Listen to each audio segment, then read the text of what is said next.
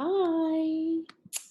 Hey guys, thank you so much for joining us. I am just waiting for my co-panelist Yari to join us on the Zoom. And today we're going to be talking about all things Instagram stories and tips and tricks on how to make your stories awesome. So give me just a second while we get Yari to come on, and let me see if she's online. There you are. Okay. I'm on. Okay, just mute your phone, and then I'll unmute you if I need you. And perfect. So we touched on this topic well, we had a whole session on it. This was probably session 3 of our social skills series. And this is how crazy the social media world is. But since we did that class, so many more features have been added to stories. I'm talking about challenge, the order, the donate, all of these little tools have been already implemented into the story portal of Instagram since we did the initial series on the stories, tips, and tricks. So I wanted to kind of have a follow up. And there's also been a recent phenomenon happening on Instagram stories where stories have been going viral. So that's new to this platform. And I wanted to share with you some tips and tricks on how to do them, how to get the most results out of them, how to get the most visibility out of them. So a lot of people say that stories don't get as much views and traffic as posts do, and that is true, but stories are also quick and easy tidbits that you can just quickly upload. So for the majority of this chat, I'm actually going to open up my phone and just do a screen share of my device. So give me just a second while I get that set up for you. And then, yeah, I want to hear if you have any questions with regards to stories. If you're coming into this course and you just already know this Q&A, that you have questions about the story and the capabilities there, you can put them on the Q&A, or you can put them on the chat box, which I also just dropped in here. So yeah, let's see here. Just took a screenshot of something to show you guys in a second. All right, so you can type them in here, and let's go ahead and get started. So just to give you a quick just regroup of what a story is a story is a information, it's a visual, okay? It's a photo, a video, or text that you can upload onto Instagram, and I'm about to show you exactly what I'm talking about. So I'm going to hook up my own Instagram and start mirroring my screen with you guys. All right. So while I talk, you can actually look at my actual phone. All right. So let's just go ahead and jump right in. So on Instagram, of course, everybody's going live because that's what Instagram looks like nowadays. There's so many live streams happening all at once, right? And so I don't know if you guys have been tuning into some, but I tuned into the Babyface, D Nice, DJ set a couple of times. I've tuned into a couple of lives, but anyway, lives are different streaming type of communication method on Instagram, but Instagram stories are these. These are the Instagram stories, right? Let's move past the live. These are Instagram stories of people that are sharing little tidbits, little micro bits of information via the story portal. And to create a story, you actually are going to be on this page of your Instagram and just swipe to the right. Okay, now it wants to pull up a selfie of me. For the purpose of this exercise, let me just take a picture of a pineapple. I'm working from home today, so we'll just go ahead and snap a pic of this pineapple. But there are other tools like if I didn't want to take a picture and I just wanted to do a create, then I could just start, you know, typing my story here. So once you type your story here, this is just if you want to kind of post a message, and then from there you can actually switch up the fonts and switch up the color of your background here, etc. Okay, so that's called the create mode. Then this is where we live stream. This is where we upload a normal picture, which is what we're gonna do today, just because this is a beautiful aesthetic pineapple, and it's gonna be my muse for today's theme of stories, tips, and tricks, okay? Once I upload a picture, I can obviously swipe through and pick a bunch of filters that I think are going to, you know, look good with the image. The actual filter that you use does not actually help the performance of the post, so never mind that. It's not going to help you. I like for things to be symmetrical, so I'm just gonna leave it like that. But what is going to help the story perform is all of these little tools that you may or may not already be using, all right? So there's already a question that popped on, does the live get more views than stories? Well, what happens is when you post a story, it just goes up on that story panel that I showed you where it's got the little round circles and nobody gets notified. But when you go live, Instagram will start to notify your friends that you are on the live. And as a result, people will start to hop on, and in the end of your live session, you will actually see how many people were able to check in with you. If you create an event and if you tell people, hey, I'm going live at this time, join me here, see you there, all of that, and you plan it like an event, then yes, it is very likely that your turnout will get you more visibility than the stories. And my stories are actually, it just depends on how your stories perform normally. So for me personally, my stories get on average 500 people to look at every story that I put out. So to me, that's great because all I'm doing is just updating you about my day, maybe sprinkling in a little bit of social behavior stuff, but I've got 500 set of eyes on that. And you know, to me, that's worth something because it's a very minimal effort thing. But you want to make sure that you use all of these tools here to get the most out of it. And then the next question is, can I make my own logo as a sticker for pics? And yes, you can do that in the GIFs. And we actually just went through that process yesterday, and we're waiting approval of our GIFs. So we're going to have our own social behavior GIFs here in a minute. So it'll be cool to slap on our logo into the stories that I do.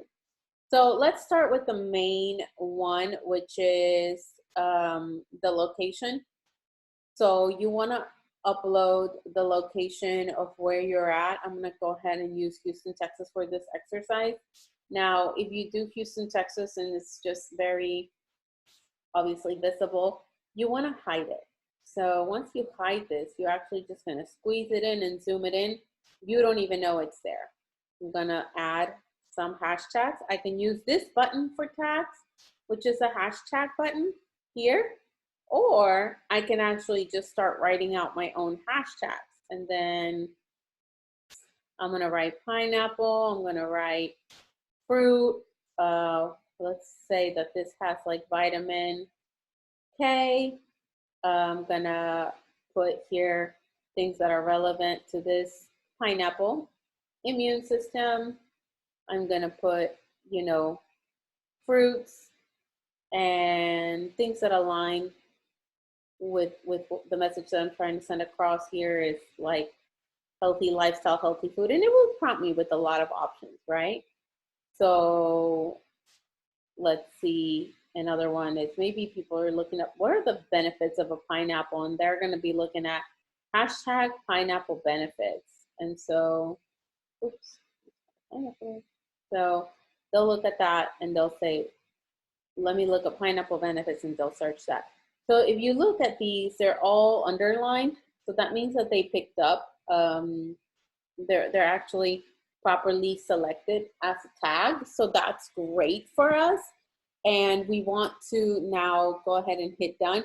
You can use up to 10 of these tags. Is it 10, Yari? You can type it in the chat. I want to say it is, but let's just go ahead and troubleshoot some things here. Pigs. Once it stops, there you go. Yeah, so it is 10. Once it stops highlighting, you see how it's not even getting underlined? That's because I reached the maximum amount of tags. So this is the maximum amount of tags that I can use. And now I'm just going to shrink it down again. Now, the only reason why I do that is just because I'm using the tags with the purpose of I want them to be seen by people that are searching those hashtags. And so if I'm uploading this to my story and I want people to see this, then I don't really care if people can see the hashtags that I use. I'm using them with the perspective that I want to be found on Instagram by people that are searching those pineapple benefits and hashtag pineapple. And again, pineapple is my muse here, but a lot of times I post pictures of my food and what I cook, and I use, hashtag home cook, hashtag home chef, and things like that, so that when people are saying, oh, you know what, let me look up a recipe, or let me look up what home cooked is, or if somebody is using pineapple in their recipes, they're going to be looking up hashtag pineapple recipes. And that's what we want to trigger. So this is not for people to see. This is just for my inbound knowledge. So you always want to use the two musts are hashtags on the stories and the location. Now, another one is a GIF. If you are uploading a still image and you want to convert it into a video stories will actually perform a lot more than still images. So in order for you to turn this story into a high performing story, you will actually just need to add a little GIF, and now Instagram's like, ooh, they uploaded a video. And so we'll do that and upload a little video to it. Now, if you are actually uploading a video or something that you just want to add some kind of music to, then we would just go and add music and pick a song from here. It actually is going to recommend some songs that it thinks I want to use, but I can also browse and have all types of, every single song that's on every platform is available here to use with my story. So that's on the music. Now, let's say that one of the things that makes stories perform really, really well is these three things here: poll questions, quiz, or this button here. And this is just a meter. And actually, when you're scrolling on stories, people are just zooming real quick through here, right? And so now I'm gonna ask, do you like pineapples? And what it's gonna do is it's actually gonna stop people and prompt them to answer. And they're gonna be like, yeah, I love pineapples. And so now they're gonna have the ability to take this little heart emoji and scroll it all the way to the right to kind of form their answer. And now it's becoming an interactive experience for my user. And anytime that you embed those things into the story, Instagram is going to give it a priority. Therefore, you are getting bumped to the front of the line. In stories, they show it in sequential order. So when I'm browsing on Instagram and I'm looking at what my friends post, the more stories they post, the more priority I get to be bumped to the front of the line. But they can't just be stories of picture, picture, picture. It's got to be, are you creating something that we need to put in front of people? And because I've got over a certain amount of followers, I'm fighting for my place in line against a lot of other users. And therefore Instagram thinks if you're using all of these tools, then it means that you're really taking full advantage of the tools that we're giving you to make your stories awesome. So we're going to prioritize you. So this is why this piece of it is also important. All right, so I'm going to actually got my GIF, got my poll quiz, type button. And then there's also two of the features that were recently added after the crisis, which is stay home and the thank you. This is a thank you to create awareness and recognition for the frontline workers that are, working amidst this crisis and risking their lives for us. And then the heart home button is the stay at home button. Those buttons were really popular when they came out, and I actually haven't seen a lot of traffic from them. But what that does is, if you've ever used Snapchat, is it puts you into a bigger story. It puts you into a pool of everyone that's using these. So I've got a couple of things that Instagram can pick up on now. They can pick up on my location. They can pick up on the hashtags that we created and hid, or they can pick up on these two also kind of emojis. And one of the cool things that they did with this is they actually won't let you hide it. Like this is, they're saying, no, if you want to get into this pool of people that are using this one, you can't hide it. You got to visibly show it on your story to let people know that you are, using all of these now. So I just minimize it and put it there at the bottom left corner. So again, let's see if I can add anything else. All right. Hypothetically speaking, let's say that I'm a business and I'm offering a food order. Now I can actually embed a link. We're doing this with a lot of our food restaurants, where we can actually upload a story of their food. And so you can get this now and just send the traffic directly to their Grubhub page, directly to their Uber Eats page, and so forth, right? So that's a very new button that was released 2 weeks ago.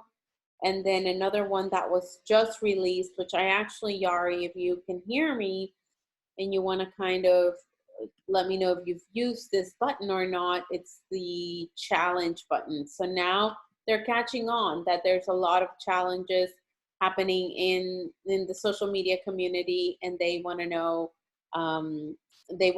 who's challenging who to do what.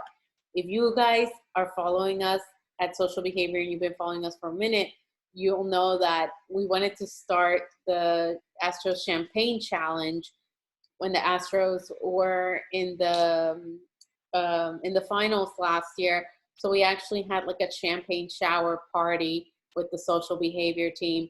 It was a type of camaraderie that we had never had before, and we honestly had so much fun doing it. But it would be so cool to kind of I know my employees want to relive that because they remind me about it every day. They're like, wow, that was so much fun. But it'd be kind of cool, like if you are starting a challenge, to kind of get it trending here. So I did try to create a challenge, but it only is working with challenges that are already in their system. So we posted today the refrigerator challenge that my team did, and I just tried to create it here earlier, and it says it's not working. So it's only accepting challenges that are active on the platform. And so therefore, and I also have to be recording a video doing the challenge and then nominating someone to do it, okay? So a question came in, is there any difference performance-wise from shrinking Houston on the story, or if you were able to slide it off the screen? So that's a question that just came in. So when I hide the Houston location, the reason why I do that is so obviously it's not visible, but I'm gonna get picked up by the geo tag on Instagram, and hopefully my story is gonna be shown in the Houston story. Now, I did tell you guys in part one of this series, when I do the stories like this, the reason why I hide it is because if you scroll it to the right of the screen, let's see that I pick it up again. What happens is in different size, like let's say I'm just gonna drag it off the screen. So I think it's gone, but what ends up happening is that in different size screens and different devices, like computers, laptops, where people are viewing these stories, sometimes I see that little tag kind of skewed over to the right of the screen. So that's actually what ends up happening there. And so I prefer just to hide it all together. So that was a question that came into the Q&A. box. Okay. So now I've got my story and it's going to, I'm ready to send it off into Instagram story universe. Let me see if I have not yet covered anything. Okay. Well, this is a mention box. Now, I didn't cover mentions. So mentions are always great because I can get eyes on my story. So let's say that I want to send the story to Yari. Again, if it's underlined and highlighted, it means that it did pick up the actual tag, and then I'm going to hide it. Or if I'm just like asking a question to a famous person, hey, Lady Gaga, do you like pineapples? Let's see if she would answer me. And here she is. So obviously I can tag any celebrity, and this is actually something that is extremely popular. But the thing is that once it lands, the mention lands in their inbox, it's going to be in a filtered inbox, and the likelihood of Lady Gaga seeing my message is extremely unlikely. But let's say that I pick a local celebrity, or maybe like just a local, personality that says, all right, like a local athlete or somebody like that, that I just mentioned, and they're checking their filtered inbox, there is extremely likelihood that they would, look at my story. So I would just go ahead and mention them here. And again, the opportunities with the mentions are limitless, with the tags are limitless. You've got to get in here and play around with it in order to get familiar with it. But I found that when I include these things with my stories are going to reach more people. And I'm doing all this like work, right? And it's kind of curating a little bit of a little post. And so I wanted to perform well because I just went through all the trouble of adding all of those components. So now when I get ready to upload, I just go send to, so I can send it here to my story, to my close friends, or to just individual people that I select from here. Now, close friends is a private group that Instagram has enabled. That way you can just group. Maybe I don't want everybody to know like all the whole crazy memes that I like. So sometimes I'll post something in that close friends group. But for the most part, I don't care if people know my sense of humor. So I just really post everything across the board to my story. So now I've made that go live. And now I'm going to, it's uploading, but I can check on the progress and how it's performing here. And when I do a swipe up of my story, it'll tell me who answered the poll. It'll tell me if I made it into any hashtag stories and any geolocation stories, or if I made it to the story of the home or the thank you button. All right. So again, what happened is when I uploaded that story, if Instagram thinks that story is good and people start responding. Now, this is the catch. You want people to respond to it, because the more that they respond and the more that they engage, the more that Instagram keeps moving, the algorithm starts moving you forward. So now I'm no longer, fighting for a place in line, because Instagram's doing the work for me, and they're going to put me here at the very beginning of the feeds in other people's story, because they're going to think, oh, well, this story is performing well. Let's bump her to the front. And also at the very front, it will show you the people that you engage with the most on Instagram, all right? Or the people that you're constantly communicating with, etc. So now I'm all in. I've uploaded my story, and I probably will take it down in a bit. But look, we've got an answer live from one of the participants that's joining us here in the session already that has interacted with it. So I'll let this kind of sit for a while and start kind of growing legs and start performing. And so in just a minute, I've already had 4 people come and view the story. All right, so you can just kind of see it'll start populating over and over again. Now, if I had 10,000 followers, we do have several accounts that have over 10,000 followers. Another thing that I can do with the stories is I can actually add a swipe up link to it, and now people will be able to click on my story and do a swipe up. Let me pull up, I think Paola had one like this first. So this is really helpful for any, let me see if Patty has one, for any business, any pages or influencers that are trying to create content to send to a particular website. For example, Patty did a succulent bar gift idea for Mother's Day. She told us the whole story, gave us the whole scope, tagged them, said, this is where you can get it. Look how cute. Wow, I can make a card with it. Great idea for Mother's Day.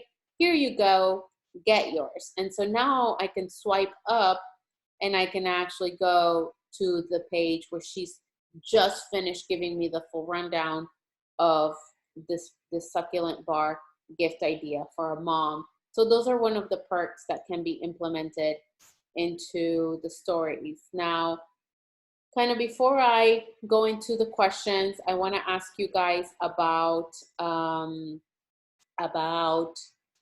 well, I want to show you guys a little bit of a tool that's happening, or something that's happening on in the Instagram story world. But this is a recent phenomenon that's taken shape, and it's basically a, let me go ahead and pull it up here. It's basically a phenomenon that's happening on Instagram stories. We've heard all about TikTok. We've heard all about how they're performing and how they're doing good.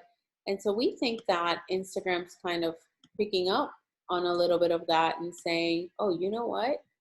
We need to get these stories shown to people. So now Instagram is, and let me know if you can see this. Here we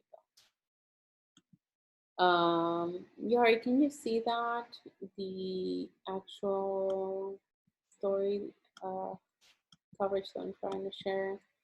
So it's basically, yeah, it says it's highlighted. There we go. So it's basically a story that just a random person was shared in one of my groups for social media, and it basically shows that this person, TikTok's catching on. So obviously there's a wow factor in TikTok, and people are flocking to TikTok because they're getting 10,000, 250,000 views on a video, and all they did was a little challenge, a little dance, etc. So Instagram's catching on, and now they're giving priority to story users. And if you see, this is actually an organic accident that happened to somebody where they posted about it in one of the groups that I belong to. And this person had 197,000 views on their story and 219 shares. And it was just a tickling baby face. And it went viral. But Instagram actually prompted this to happen. So they thought, oh wow, there's a system glitch. This is really weird that this is happening, but it's actually not a glitch. It's Instagram giving priority to users, because now they're fighting with TikTok about how do we get those users back over to our platform to post their funny stories and their funny videos.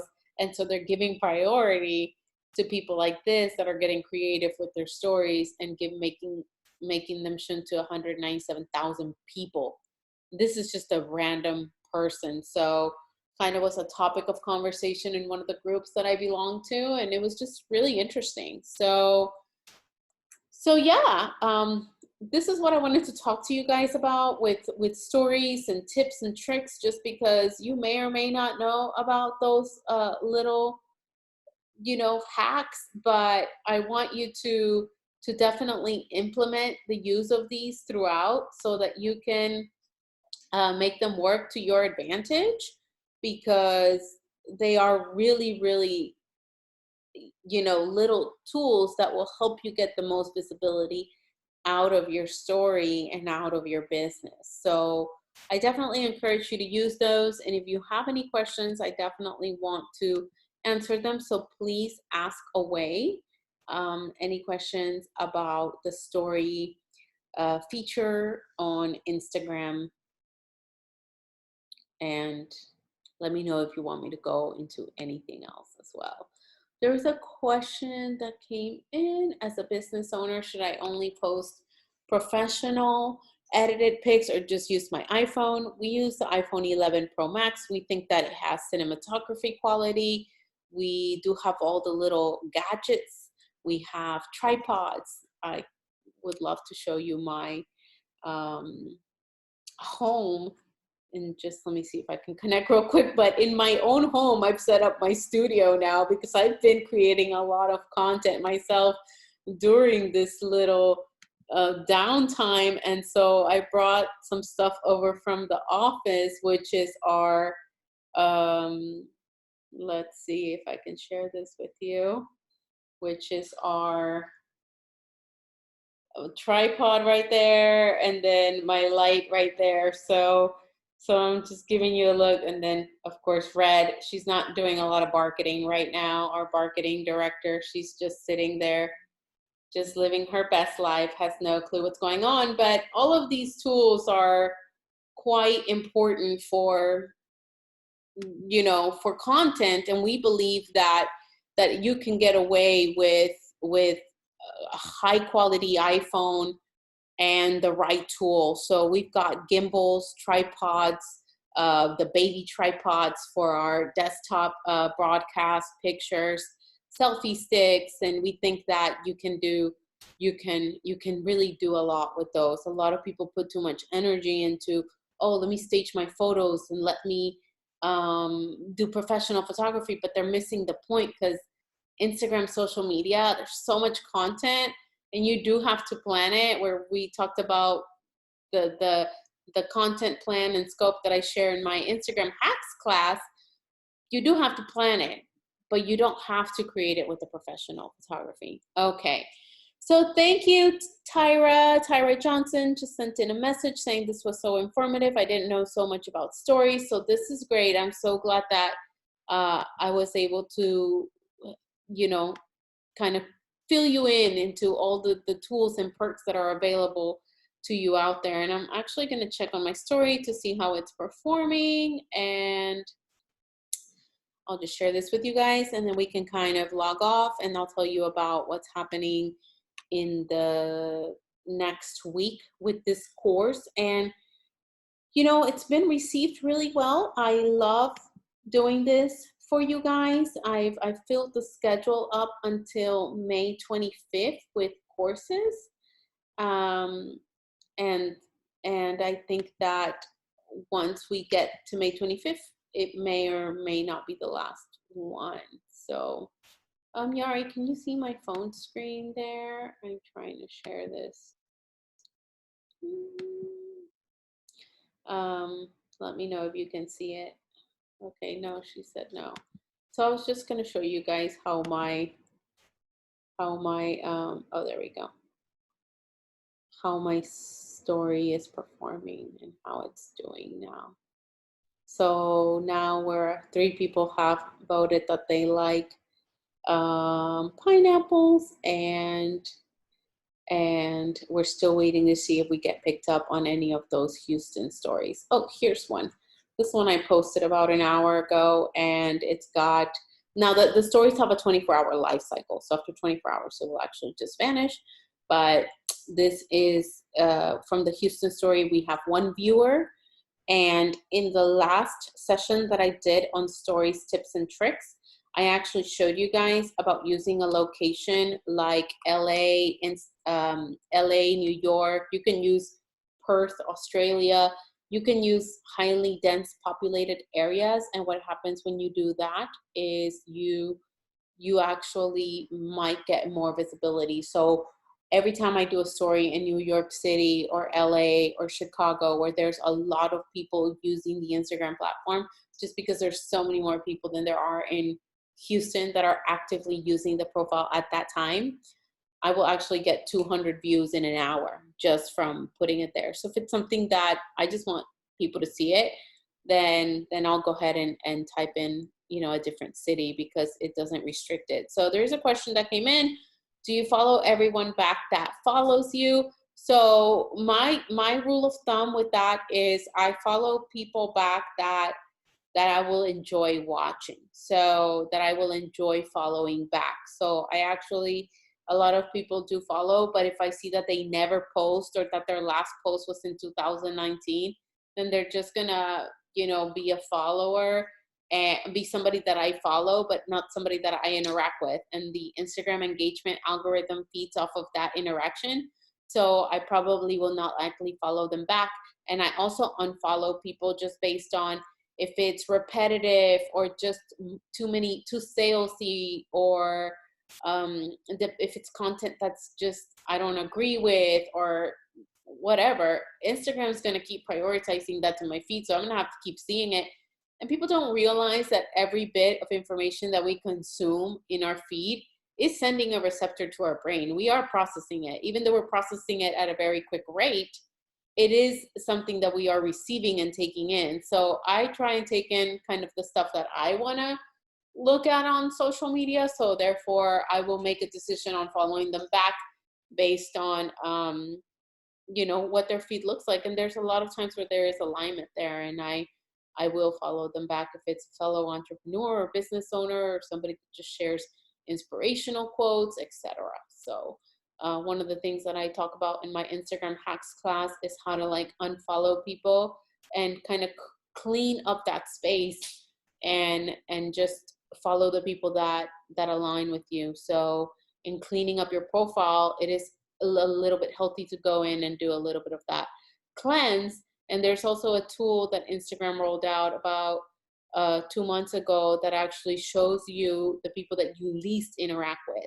And so it will actually just populate that for you, and you can actually just make the decision at that time and say, oh, you know what, let me just unfollow these people because I already don't interact with them. So that was something that Instagram came out with a couple of months ago. All right. So if there are no more questions, I'll go ahead and bring this session to a close. I hope it was helpful. And I definitely look forward to seeing you guys on Monday's social skills series. I do want to tell you I have 2 guests coming on to this one with me. And that the topic is going to be influencer partnerships. And we're going to talk to 2 very popular Houston influencers that have risen to the occasion, that are with the COVID crisis and that have been supporting and helping out our local restaurant community during this crisis. And they're going to be joining us for a quick 5 to 10 minute interview. And these are actually people, the 2 individuals that I'll be interviewing are Danielle Dubois, she's at Hangry Houstonian, and then another one is Grundy, he's at Bless the Belly. They have thousands of followers. They make a living doing this. This is their full-time job. But due to the crisis and due to the restaurant, how the restaurant industry and how badly they were affected, they've actually risen to the occasion and have, really doubled down on their efforts and started to just work overtime on their efforts and bringing awareness to the restaurants that they support, but that also that need the help the most. So we are going to be interviewing them on Monday, and I hope that you'll be here because you're going to learn their side of the story and kind of, their mission and their why, and also how much visibility they get and how important it is for somebody with 50,000 plus followers to make an impact on one restaurant. So since the crisis began, we've doubled down on our influencer community. We've encouraged them to go out and support us, and our restaurants have been thriving. I mean, even one of our restaurant accounts had the biggest sales weekend ever that they've ever had since they opened this past weekend. And we've been sending influencers there 5 times a day. And so the impact has been great and very powerful. And I hope that you can join us on Monday for that session. That's at 4 p.m. on Monday, and we'll be having those 2 special guests. Okay, just got another question that says, how do I see who I least interact with? And I will show that here. Give me a second, because this is one of the topics that I talked about right now. And Jay asked a question, so let me bring that to the front and share that on the screen here. This is what I was talking about, kind of grooming your account and unfollowing people. So if you go to your settings, go to privacy, go to accounts you follow, and here it will show you who you least interact with. So if I had to make a decision on who I'm going to unfollow the most or unfollow first, this is where they would be, just because I already don't interact with these people, and it also shows who's the most shown in the feed. So these are who I'm being shown the most. But if I already know, you know what, I don't really like what Nat Geo posts, and actually I do, but I could just make the decision to just go ahead and unfollow them here. So again, just go to your privacy settings, accounts you follow, and this is where it shows you the least interacted with. Okay, so I hope I answered that for you, Jay. And thank you guys so much for coming to this session. Awesome. Thank you so much, Jay, for the compliment. And I hope to see you all on Monday at 4 p.m. for our influencer panel and, you know, our 2 special guests that will be joining us. So thank you all, and have a great rest of your evening, and stay safe and stay connected. Bye.